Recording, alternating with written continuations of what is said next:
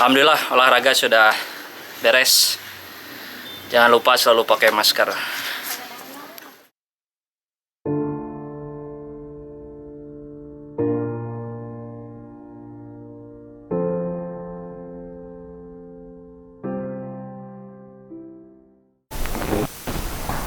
Assalamualaikum warahmatullahi wabarakatuh. Alhamdulillahirabbil alamin.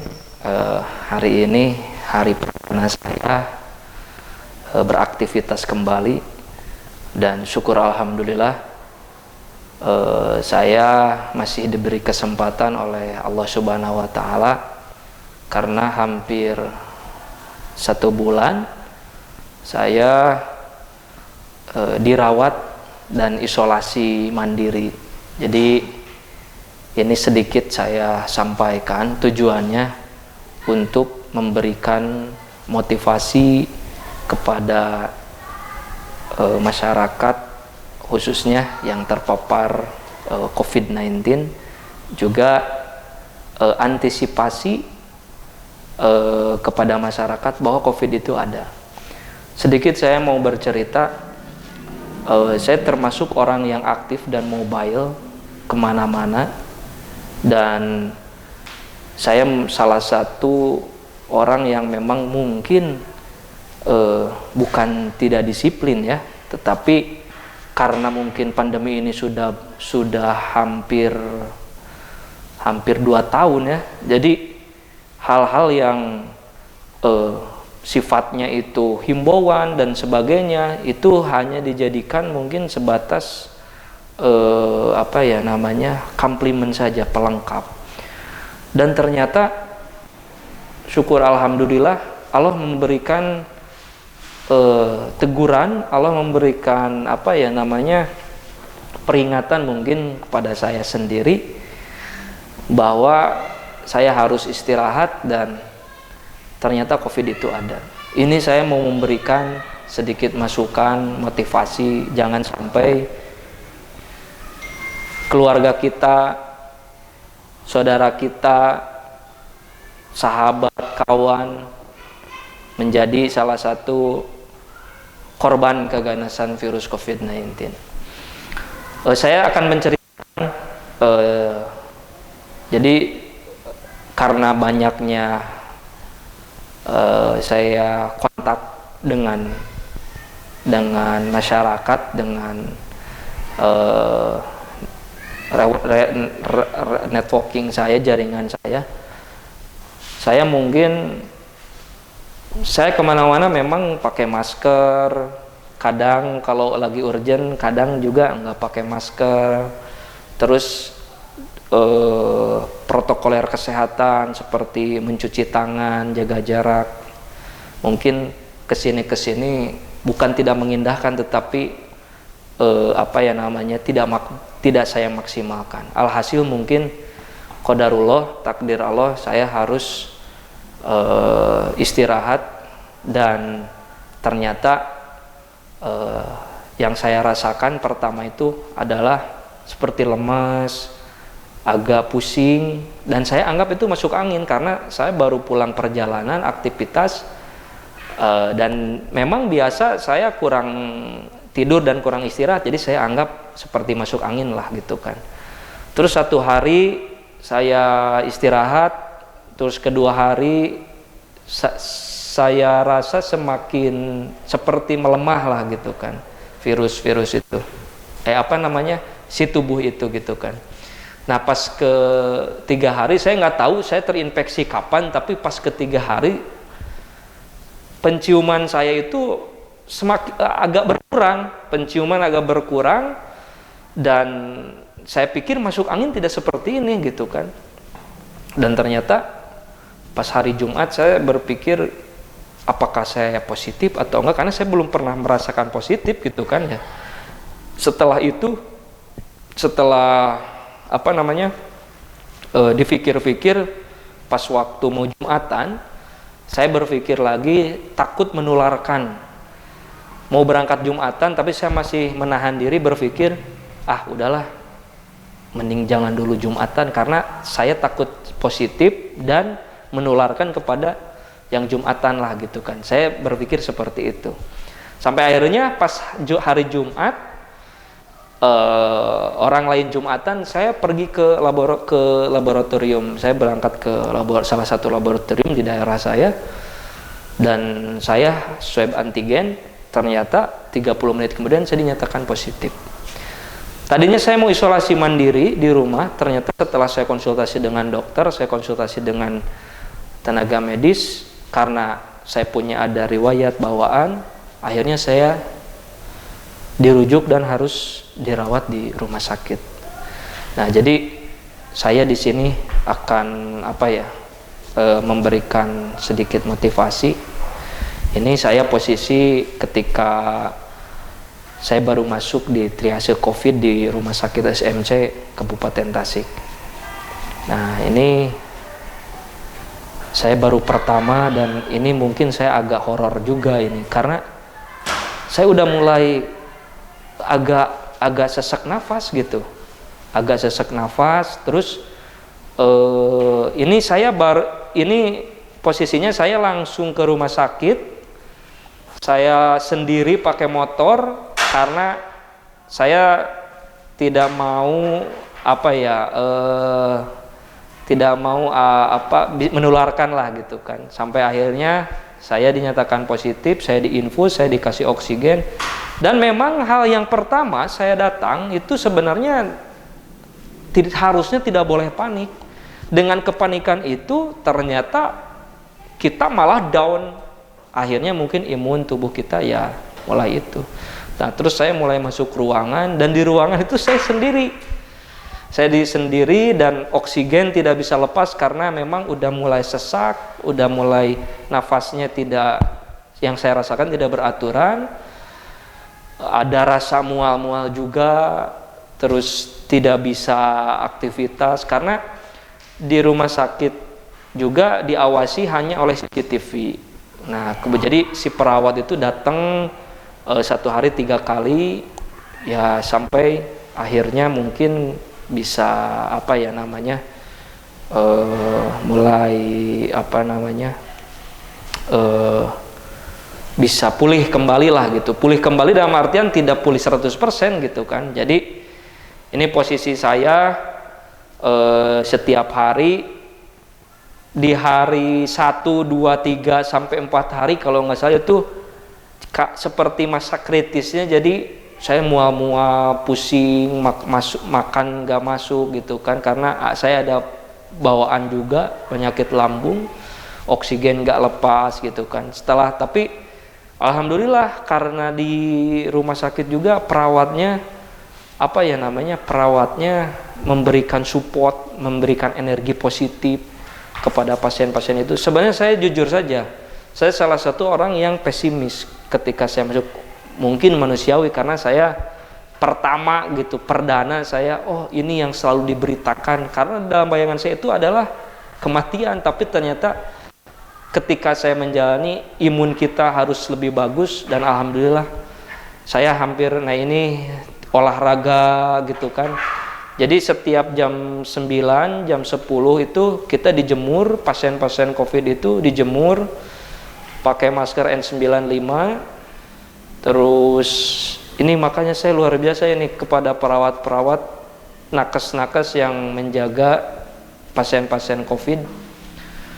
Nah, ini kita sebelum ini ada berdoa, terus setiap hari ketika udah imun bagus itu olahraga, berjemur, dan itu mungkin salah satu proses penyembuhan juga. Jadi ini khusus pasien yang menyandang penyintas COVID-19. Satu, aku yakin bahwa tidak ada yang tidak bisa disembuhkan kecuali ketika Allah sudah kun maka payakun, dan didorong lagi oleh syariat ataupun ikhtiar kita. Nah, jadi kita tidak bisa memberikan bahwa ketika kita COVID kita sudah dipastikan disitulah akhir kehidupan, tidak juga gitu kan. Nah, ini saya dengan dengan pasien-pasien dalam satu ruangan, karena ini saya udah mau 1 minggu kemarin sendiri saya di kamar dan dipindahkan dengan pasien yang udah mulai sembuh. Ini kita seperti tadi baca surat Yasin tiap malam itu ya, secara spiritual di apa ya namanya, diasah lah gitu kan, secara spiritual diasah. Nah ini aktivitas setiap hari. Jadi setelah beres olahraga masuk lagi ruangan, kita olahraga pakai infusan, pakai N95, pakai infusan, dan diawasi oleh perawat-perawat yang luar biasa, begitu sabar. Apresiasi sangat tinggi untuk para pahlawan garda terdepan bangsa Indonesia di era pandemi COVID-19 ini. Salah satunya itu adalah dokter-dokter, perawat-perawat, dan nakes-nakes maupun non-nakes di lingkungan rumah sakit di Indonesia gitu kan. Nah ini kita tiap hari saya dimasukkan vitamin, disuntikan ke dalam infusan, apa namanya, karena saya diinfus hampir 10 hari, obat-obatan, obat oral, obat dalam infusan gitu kan. Makan biasa, setelah mulai sehat, mulai apa namanya, mulai bagus, apa namanya, makanan juga dijaga polanya. Dan alhamdulillahnya selama saya di sana, alhamdulillah wa syukurulillah, tidak ada yang tidak ada apa ya namanya, halangan ataupun tantangan yang mengganggu dan sampai saya tidak bisa beraktivitas.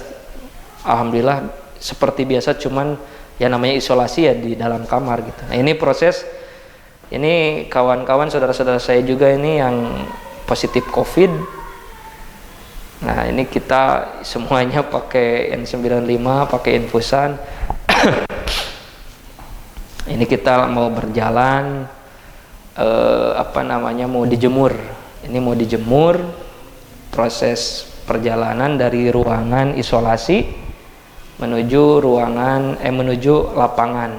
Jadi setiap jam 8, 9, 10 sampai jam 11 maksimal kita selalu dijemur dan berolahraga. Dan memang hikmahnya besar juga. Saya itu salah satu orang yang tidak, bahkan bisa dibilang mungkin selama beberapa tahun ini tidak pernah olahraga. Dan saya jujur, saya perokok aktif saya gitu. Tapi setelah ya hikmahnya besar, alhamdulillah sampai hari ini saya sudah, mudah-mudahan istiqomah, saya tidak merokok. Karena merokok itu mungkin memperberat paru-paru ya. Dan saya mungkin akan mencoba untuk berhenti, mudah-mudahan bisa istiqomah selamanya. Dan alhamdulillah juga seperti aktivitas tadi, saya olahraga sekarang itu setelah hikmahnya itu pulang dari rumah sakit, karena selama hampir 3 minggu itu apa namanya, dibiasakan hidup disiplin, pola hidup sehat, makan sehat, tidur teratur, olahraga. Ketika pulang ke rumah, saya membiasakan hal yang biasa dilakukan di rumah sakit gitu. Nah ini tenaga medis yang udah seperti keluarga aja, jadi ini luar biasa. Saya terharu lah, mereka garda terdepan berani mempertaruhkan apa ya namanya, ya bisa dibilang kehidupannya juga, karena rawan kan, tapi dengan penuh kesabaran dia support kami, dia bimbing kami, dia kasih spiritual bahwa tidak ada yang tidak mustahil di dunia ini, kecuali apa namanya, ada keinginan untuk bisa sembuh dan bisa lebih baik lagi. Nah ini kita sedang apa namanya, dikasih motivasi kalau kita itu harus sembuh. Ini perawat-perawatnya luar biasa, ada konselingnya lah. Jadi psikologi kita itu positif gitu kan. Imun ini salah satu proses untuk menaikkan imun. Jadi apapun obatnya, seberapa lamanya kita dirawat, kalau imun kita jelek tetap aja tidak bisa apa namanya, tidak bisa maksimal. Karena apa? Karena yang bisa menyembuhkan itu adalah diri kita sendiri, imun kita yang harus baik. Bahkan menurut ini ya, saya sedikit cerita, karena saya terakhir itu satu ruangan dengan para nakes yang positif. Menurut mereka, di samping ada penyakit bawaan yang memperburuk kondisi penyandang COVID itu adalah banyaknya pikiran. Jadi ketika proses penyembuhan, pikirannya tidak bisa bablas, tidak bisa ikhlas, akhirnya jadi beban. Dan mungkin itu dari aspek secara psikologi menurunkan imun. Nah, disitulah mungkin sugesti tidak bisa apa namanya, membawa sugesti yang negatif. Jadi ketika saya pas pertama saya masuk itu seperti, ya bayangkan saja, biasa saya beraktivitas di dunia yang penuh dengan interaksi, yang di setiap aktivitas kegiatan agenda itu ada orang-orang, entah itu kawan, sahabat, partner kerja, relasi dan sebagainya, orang tua, saudara. Ketika saya masuk, saya sendiri di ruangan, apapun saya sendiri. Jadi wajar ketika pertama mungkin ada panik sampai saya tidak bisa tidur, beberapa hari ini tidak bisa tidur. Dan memang mungkin itu salah satu gejala yang dialami oleh penderita COVID. Seperti sesak napas itu seperti tidak selesai gitu kan. Jadi napas itu tidak bisa panjang gitu. Dan memang mungkin apa ya, itu salah satu yang saya rasakan gitu selama COVID, apa ya, kalau nggak salah hipnijek atau apalah. Jadi kondisi di saat ketika tengah malam, ketika mau tidur tiba-tiba kaget bangun gitu kan, dan itu tidak bisa tidak bisa tidur awal-awal itu. Nah, ini kondisi yang memang saya rasakan tidak bisa apa ya namanya, tidak bisa dipungkiri dan ditanggalkan bahwa kepanikan itu ya hari pertama masuk ada. Karena bayangkan saja di ruangan kita kan, kami dipantau oleh CCTV. Setiap hari hanya disodorkan dengan apa ya, aktivitas tidur di kasur gitu kan, bed rest di kasur. Dan tidak ada aktivitas lagi ketika malam sudah datang. Saya hanya bisa berdoa, pasrah, dan manusiawi lah. Saya banyak pikiran dan itu memperburuk suasana saya sendiri. Nah, ternyata saya ketemu dengan, pada waktu itu ada cleaning service, dia juga sama pernah apa namanya, pernah COVID, pernah positif. Dia pas mau bawa sampah-sampah di kamar saya, dia kasih terus semangat, namanya itu Abah Ajat. Jangan banyak pikiran, semuanya harus dipasrahkan sama Allah, bla bla bla bla. Saya pikir masuk juga, memang betul, dunia ini kan semua titipan, dan hidup mati pun semuanya ada di tangan yang maha kuasa. Dan saya selalu berpikir bahwa kalaupun memang ini harus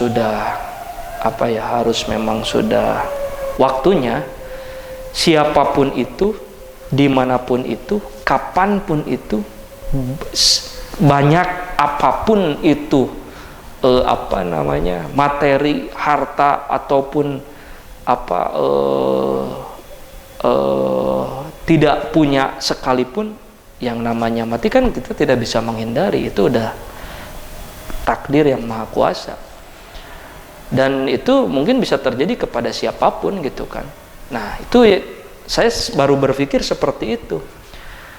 Kenapa saya harus ditakuti kalau memang kita kalau memang kita berupaya Udah aja serahkan saja sama Allah. Dari situ saya mulai positive thinking. Hanya satu kuncinya, saya harus sembuh, saya harus sembuh. Kalau toh memang tidak bisa, ya mungkin itu sudah takdirnya. Kita yang harus bisa menerima. Saya sampai dari situ mungkin saya mulai bisa menerima, saya udah mulai bisa welcome.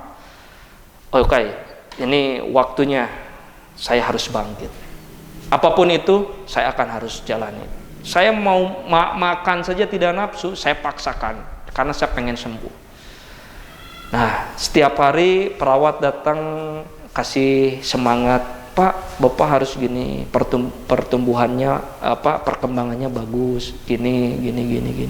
Dari sana saya mulai, wah alhamdulillah, mungkin ini salah satu cara yang harus saya terus jalani. Tiap hari saya tidak pernah melewatkan zikir. Ya mungkin cara Allah Subhanahu wa taala memberikan saya kesempatan untuk lebih dekat dan untuk lebih bisa mensyukuri apa yang sudah saya lakukan, apa yang sudah saya capai, apa yang sudah saya kerjakan. Karena memang kembali lagi, jadi spiritual yang saya rasakan selama saya COVID di rumah sakit, dirawat dan isolasi mandiri, itu luar biasa. Bahkan saya sampai nulis surat wasiat. Saya tulis surat wasiat untuk anak istri saya. Karena ya itu dulu pas ketika masa kritisnya, mungkin pas lagi drop-dropnya itu seperti ini takdir yang harus dijalani. Makanya saya bikin video seperti ini tujuannya untuk memberikan motivasi, untuk memberikan semangat bahwa tidak ada yang tidak mungkin. Ketika kita ada keinginan, ada untuk sembuh, insya Allah kita bisa. Nah, ini proses saya hari-hari terakhir saya, ini diambil swab PCR. Ini kita diambil swab oleh perawat, oksigen udah mulai lepas, alhamdulillah. Ini kalau nggak salah hari ke 11 apa 12 kurang lebih hari itu. Nah, jadi ini proses pengambilan oleh perawat. Sampai saya pengen akurasinya bagus gitu ya. Perawatnya nanya, "Kang, mau ngambil di hidung aja apa sama mulut?" Saya pengen sama mulut, dua-duanya diambil. Nih salah satunya. Ini saya videokan karena saya dari kemarin juga saya berinisiatif selama saya karantina, saya dirawat di rumah sakit, saya mau dokumentasikan, tujuannya untuk memberikan support, memberikan semangat khususnya kepada pasien-pasien atau masyarakat yang terjangkit positif COVID. Jadi bukan di situ selesai semua hidup kita, bukan, tetapi Allah memberikan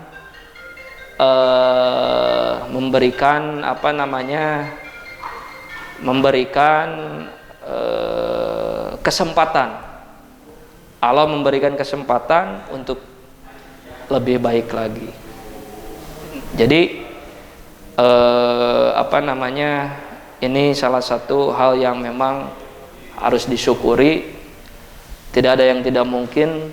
Saya yakin Allah akan memberikan ujian sesuai dengan kemampuannya.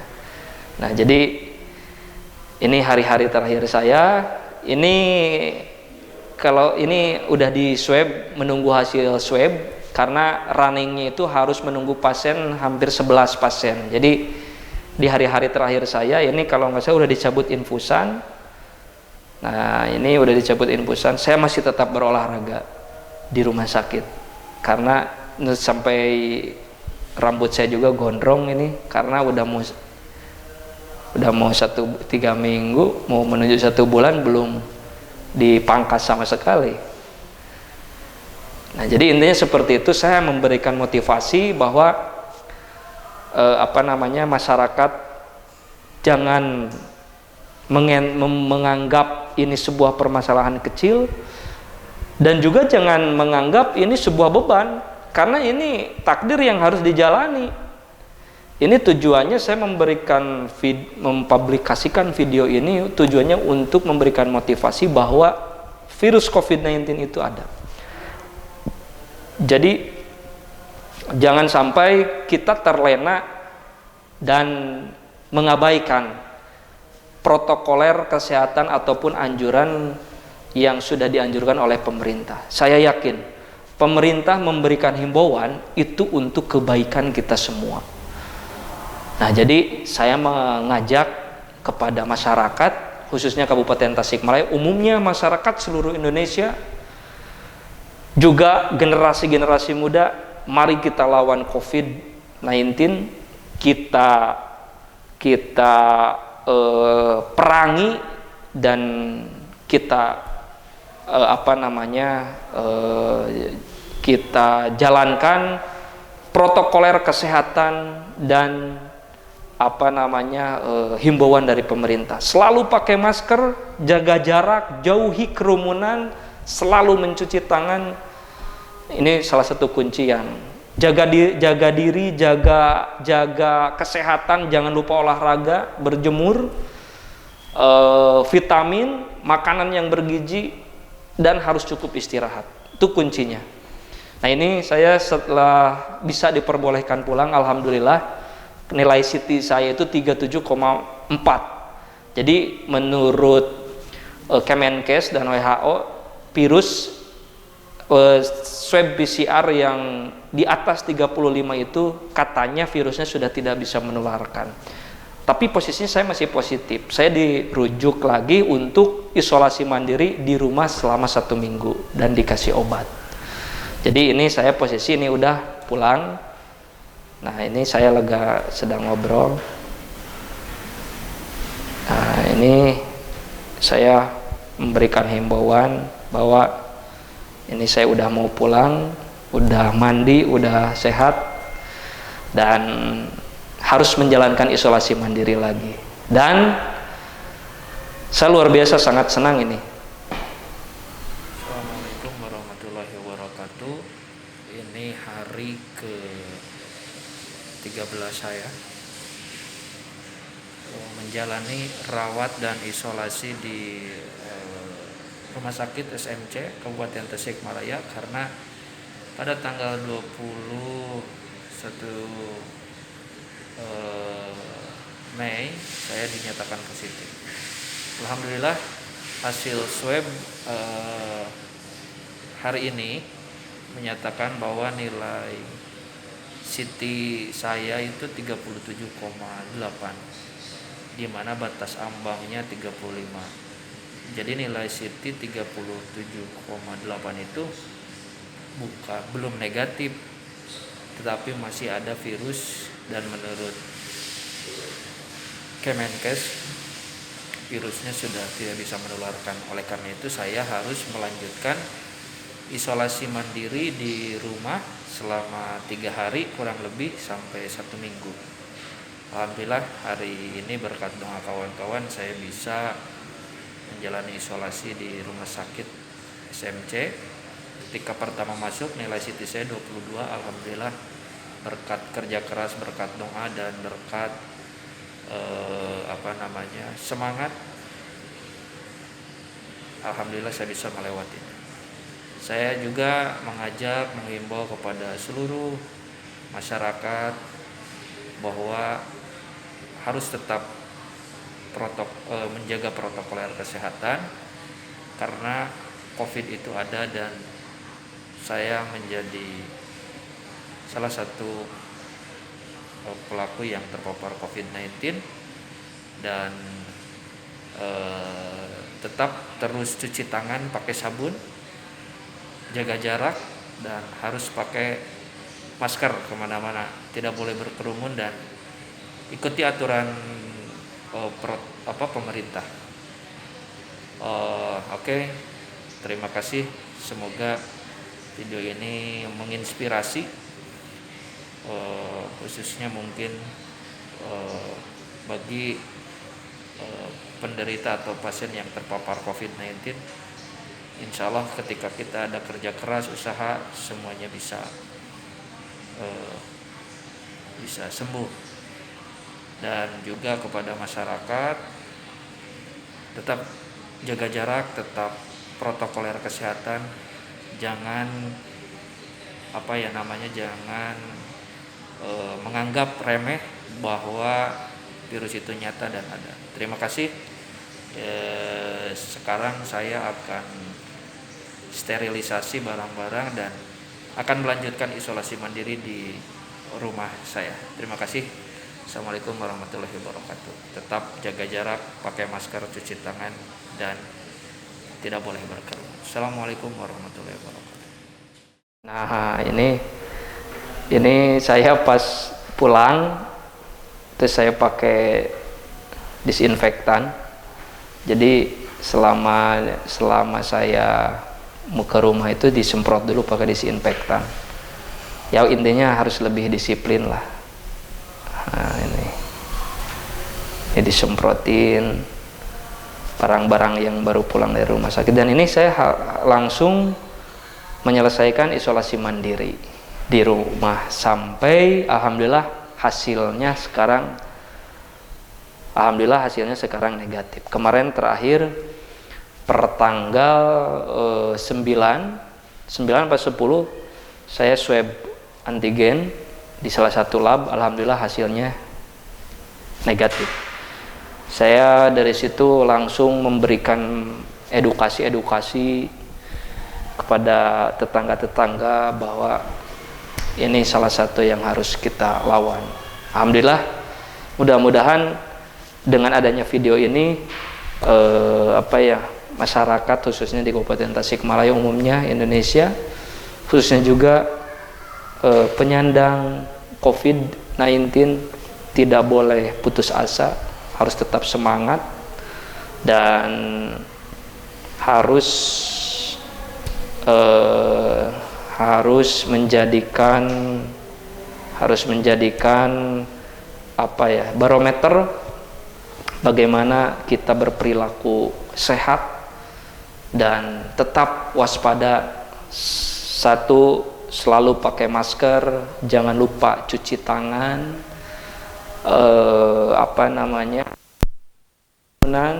tidak boleh berkerumun, jaga jarak, dan jaga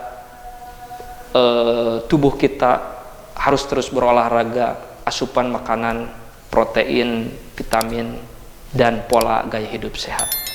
Oke, terima kasih.